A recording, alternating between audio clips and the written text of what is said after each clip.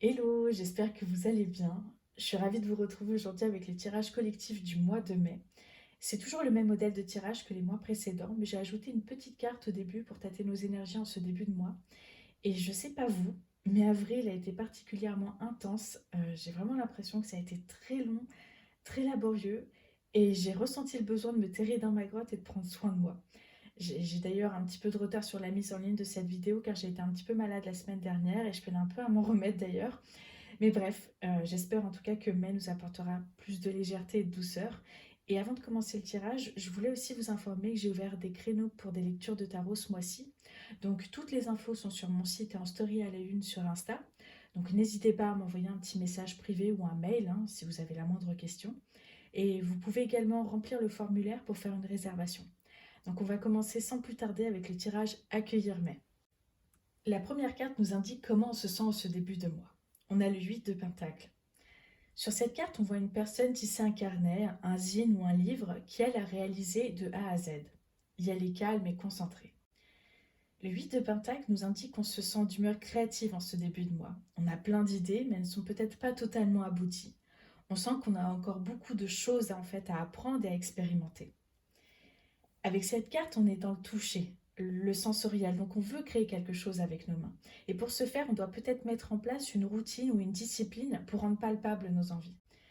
Cette carte, elle peut aussi indiquer une certaine impatience, parce qu'on a envie de progresser, mais pour faire du bon travail ou réaliser quelque chose qui nous plaît, on nous invite à ne pas brûler les étapes et à nous rappeler que le talent n'existe pas, que ce sont des mois, voire des années de pratique qui seront peut-être nécessaires, mais qu'il ne faut surtout pas se laisser décourager par les différentes étapes du processus.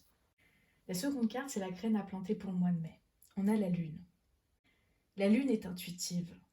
La nuit, quand les lumières sont éteintes et que nous sommes face à nos pensées, on se connecte à soi. On projette sur le ciel étoilé nos rêves et nos cauchemars pour prendre le temps d'explorer nos profondeurs et contempler cette étoile qui brille en soi. Peut-être que la nuit sera le moment propice à la création, à laisser la magie opérer et nos parts cheloues s'exprimer. La lune nous invite à planter les graines des intentions, à sortir des sentiers battus en nous faisant confiance et en écoutant les messages que notre cœur et notre corps nous envoient, comme des picotements au bout des doigts ou une forte chaleur dans la poitrine.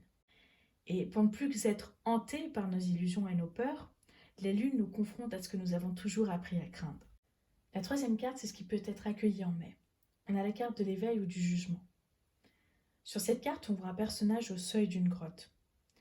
Ici, on peut accueillir des prises de conscience sur soi et ou le monde qui nous entoure. Des parties de soi et des souvenirs remontent à la surface de la Terre, donc on redécouvre ou découvre ce qui était tapis dans l'ombre, et cette fois on les voit clairs comme de l'eau de roche. La carte de l'éveil nous encourage à prendre nos responsabilités pour se sortir d'une situation dans laquelle on s'est trop longtemps enfermé. Accepter de dépasser ce seuil, faire ce qui nous semble juste et ne plus avoir peur de nous faire plaisir. Cette carte nous indique qu'un nouvel état est possible, pas parce qu'on arrête soudainement de douter de soi, mais parce qu'on a envie d'y croire et qu'on s'en donne les moyens. Avec l'éveil, on est honnête avec soi-même et on prend le risque d'être vulnérable. La quatrième carte, c'est à quoi faudra-t-il être vigilant durant le mois. On a le 5 de Pentacle. Cette carte, elle fait écho à la toute première, à cette impatience qui nous pousse à bâcler les étapes ou à vouloir tout cramer parce qu'on n'est pas du tout satisfaite de notre travail. Il faudra être particulièrement vigilante aux décisions prises dans l'impulsivité, parce qu'on va peut-être penser que ça va nous soulager alors qu'on risque surtout de le regretter. Le 5 de Pentacle nous invite également à faire attention à nos finances.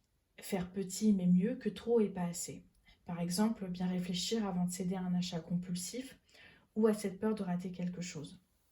Et si on est dans le besoin, on nous encourage à demander et à accepter l'aide de nos proches, des assos ou des collectifs qui nous aideront à dépasser cet état où on se perçoit comme un boulet. La dernière carte, c'est la plante, la sagesse sur laquelle s'appuyer durant le mois. On a l'ilang ilang. Cette carte nous parle des plaisirs, de la sensualité et des désirs. Elle nous aide à nous connecter à nos véritables envies, à écouter les messages de notre corps et de notre cœur, ce qu'on a vu plus tôt avec la lune, et à exprimer et satisfaire nos besoins à travers nos sens. Voilà, j'espère que ce tirage vous parle et vous apporte des clés pour ce mois de mai. N'hésitez pas à me laisser un petit commentaire, à liker, à partager s'il vous a plu. et je vous souhaite une belle journée ou soirée et je vous dis à bientôt dans une prochaine vidéo.